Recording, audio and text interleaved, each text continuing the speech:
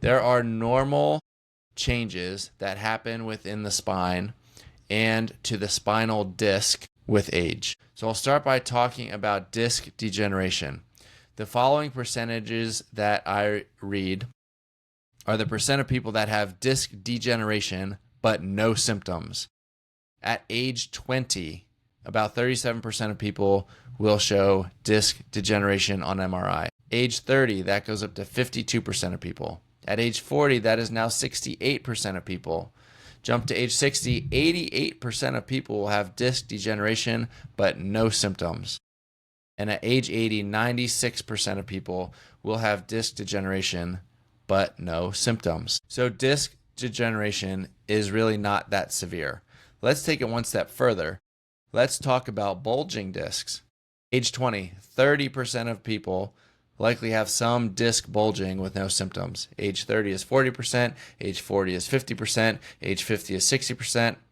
Up to 84% of people at age 80 have bulging discs with no symptoms. Let's go one step further. A disc protrusion.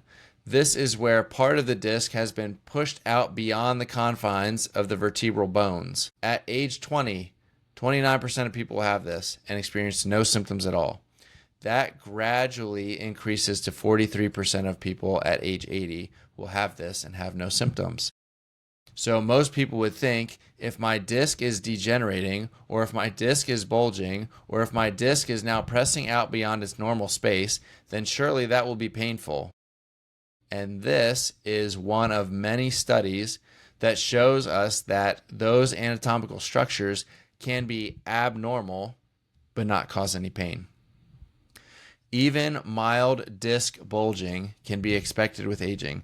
This is all to say low back pain is very common, and many of us will experience low back pain at some time in our life. Imaging findings on X-rays or MRIs are common and a normal part of aging. These findings are not a death sentence to stay in chronic pain. Let's look at the shoulder then. There's a study by Christopher Lee et al. That looked at 26 U.S. indoor volleyball players, all of which were asymptomatic, meaning they have no symptoms, and able to play their sport without restriction.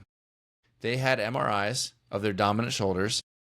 88% of them showed rotator cuff tendinosis. 65% showed partial rotator cuff tears. 5 of those partial rotator cuff tears were classified as moderate to severe, and 8 were classified as moderate to mild tears. 23% of those athletes had labral tears. An additional 23% had fraying of their labrum. All of the 26 athletes had abnormal findings with their shoulder with an MRI. All of them were without symptoms and able to play volleyball without restriction. Now, I'm not saying that MRIs are not helpful. They are the gold standard for imaging because of what they show us. But the point of what I'm saying is to at least introduce the thought to people that an MRI does not always explain why you are having pain. Also, think of how many people have pain and get an MRI and it shows nothing.